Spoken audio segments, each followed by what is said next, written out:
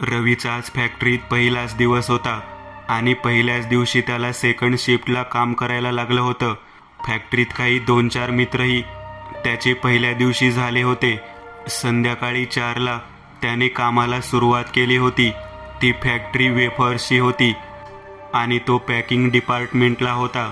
तयार झालेले वेफर्स पॅकेट्समध्ये भरून ते सील करणं हे एवढेच काम त्याचं होतं. पगारही बऱ्यापैकी होता. पहिला दिवस कसा जाईल, काय होईल या चिंतेतून आता तो बाहेर पडला होता. तशी त्याच्याकडे एक सायकल होती, पण आज त्याच्या चुलत भावाची बाईक तो घेऊन आला होता. 1 वाजता फॅक्टरीचा सायरन वाजला आणि तो बाहेर निघाला. चल रवी भाऊ, भेटू उद्या, शशिकांत त्याला म्हणाला. कुठल्या रस्त्याने जाणार आहेस? शशिकांतने रवीला विचारलं. मी काय इथून थेरगाव फाटा मार्गाने जाईन, मग पुढं 10 मिनिटांचा रस्ता आहे, रवी म्हणाला. अच्छा, बरं ऐक, मी तुला घाबरवतोय अशातला भाग नाही, पण थेरगाव फाट्यावरून सरळ जा आणि मग तिथून जो मुख्य रस्ता आहे तिथून लेफ्ट घे, शशिकांत म्हणाला. अरे पण शशिकांत भाऊ, ते खूप लांब पडेल. त्या रस्त्याने गेलो तर मला अजून अर्धा तास गाडी चालवावी लागेल, रवी म्हणाला.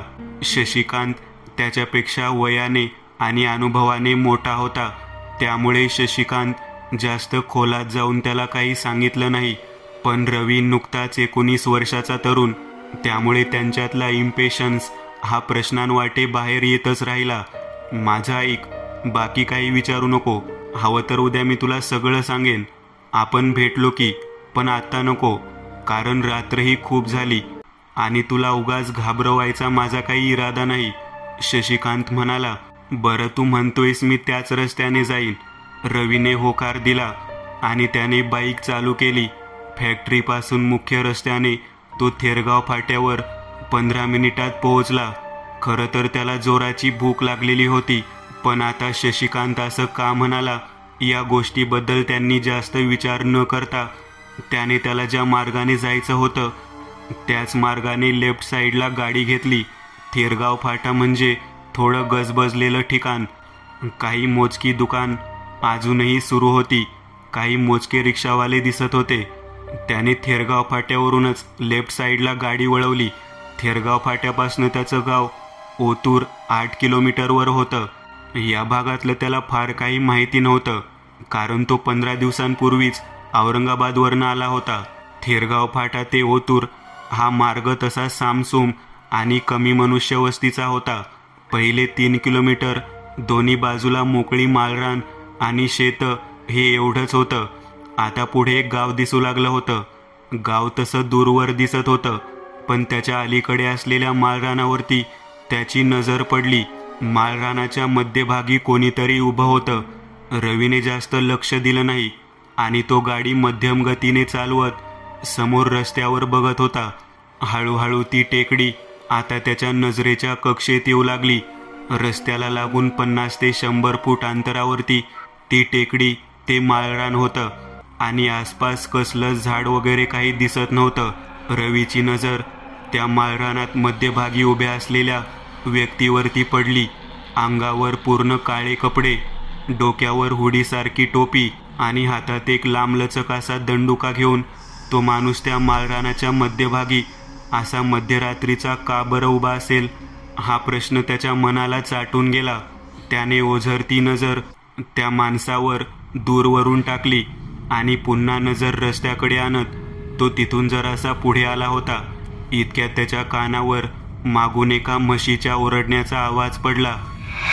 तो क्षणभर दचकला, कारण त्या स्मशान शांततेत जिथं दूर दूरपर्यंत एक साधं चिटपाखरू दिसत नव्हतं, तिथेही म्हैस असूनही त्याला दिसली कशी नाही हे जरा त्याला विचित्र वाटलं.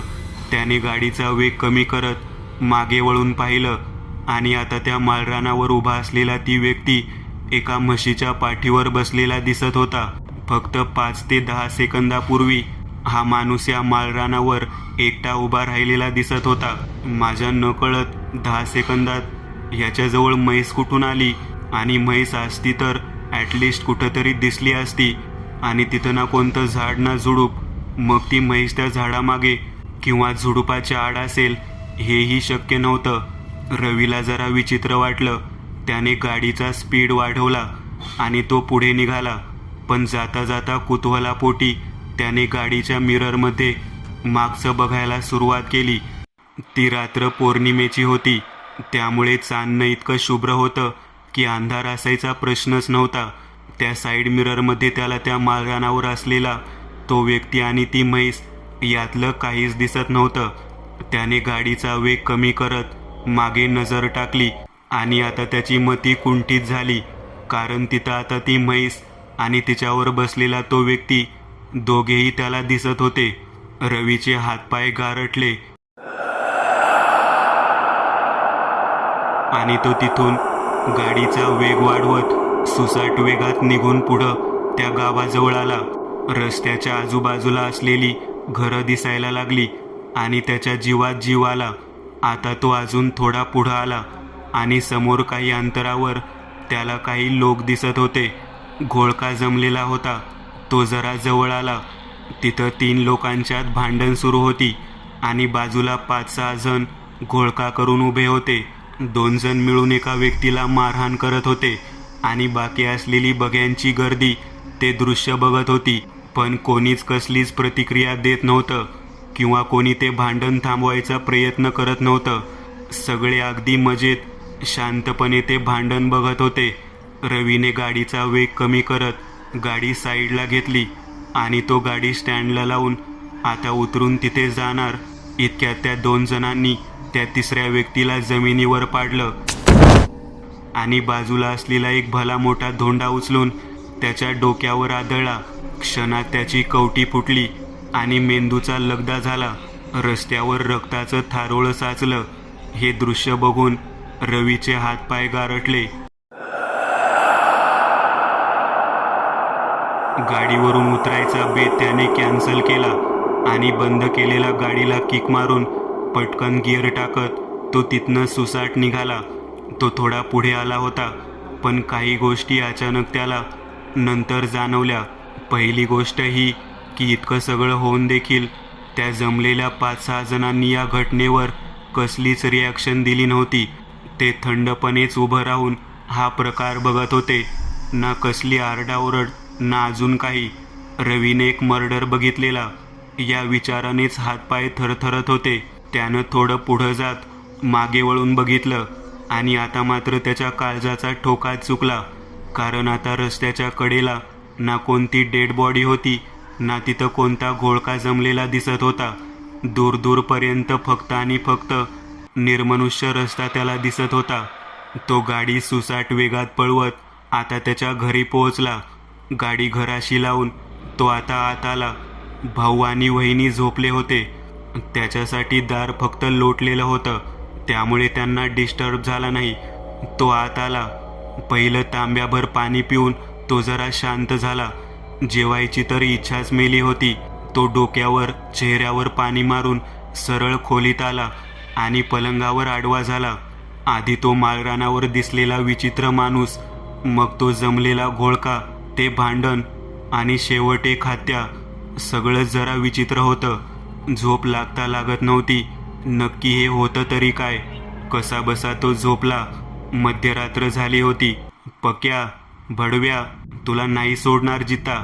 पशाधर, याची आज गेमच करून टाकू.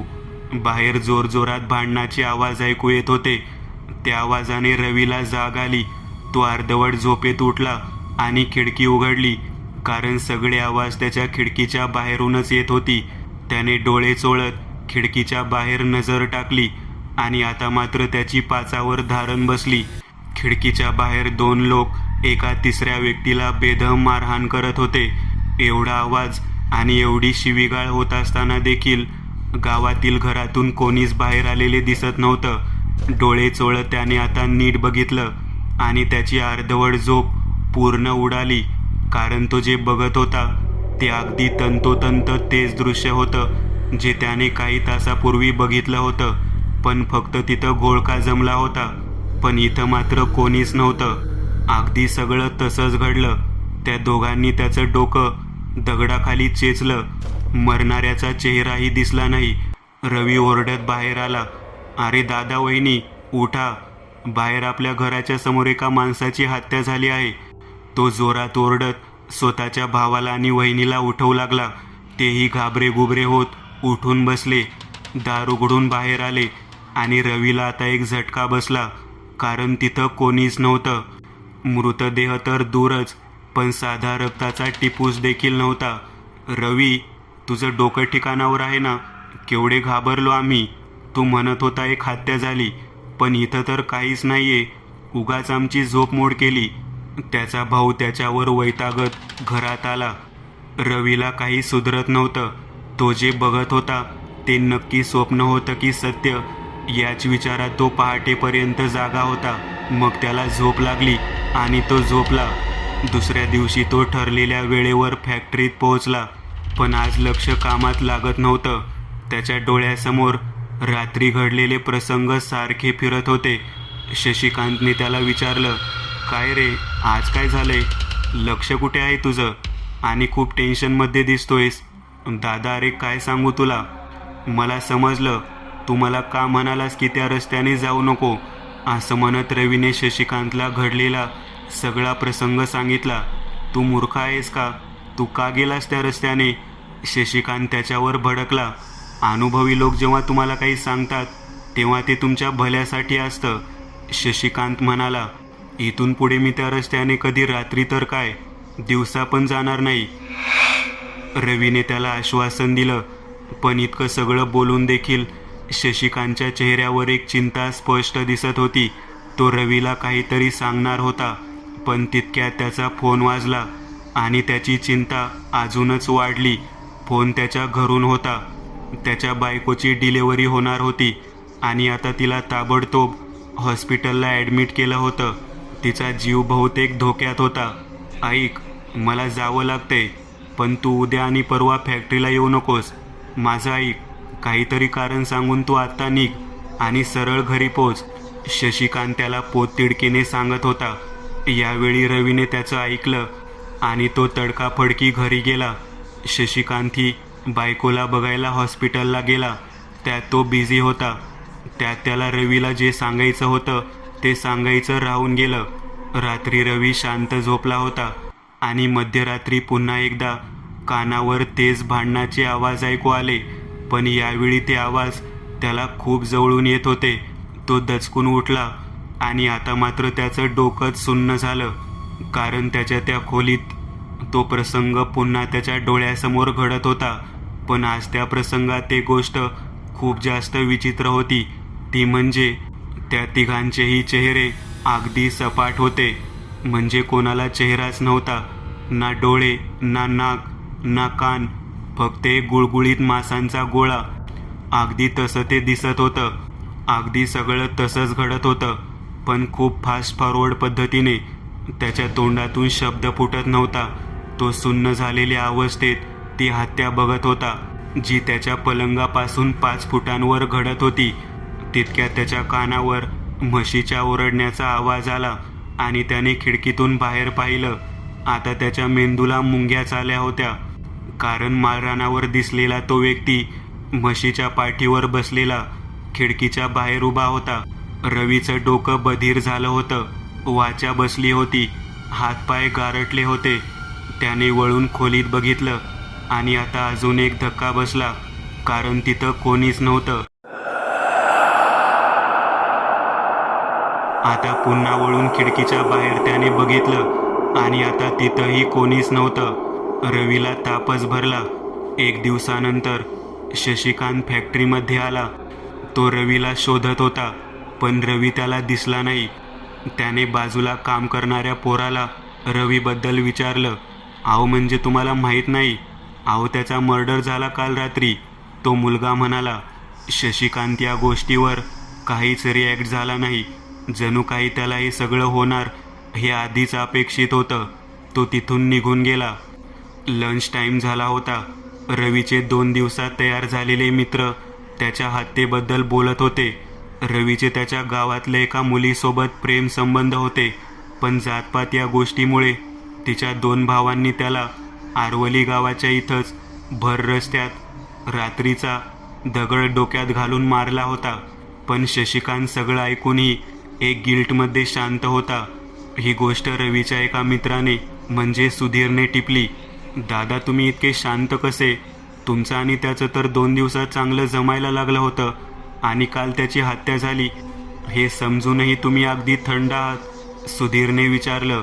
मी त्याला सगळं सांगायला हवं होतं त्याच रात्री, पण रात्री 1 वाजता मी त्याला सांगितलं असतं तर तो अजूनच घाबरला असता, म्हणून मी अवॉइड केलं. पण दादा नक्की काय सांगणार होता तुम्ही त्याला? सुधीरने विचारलं. ती पौर्णिमेची रात्र होती आणि त्या रस्त्याला असलेलं ते माळरान, ज्याला इथली जुनी लोक यमाचा माळ म्हणत असत. असं म्हणतात तिथं पौर्णिमेच्या रात्री साक्षात मृत्यू अवतरतो. त्या रस्त्याने जाताना त्या माळरानात ज्या ज्या माणसाला तो दिसलाय त्या माणसाला स्वतःचं मरण काही 2 ते 3 दिवस आधीच दिसतं, तेही सारखं सारखं. रवीलाही तो दिसला होता आणि त्याला त्याचं मरणही दिसलं होतं, हे त्याने मला सांगितलं होतं. शशिकांत म्हणाला.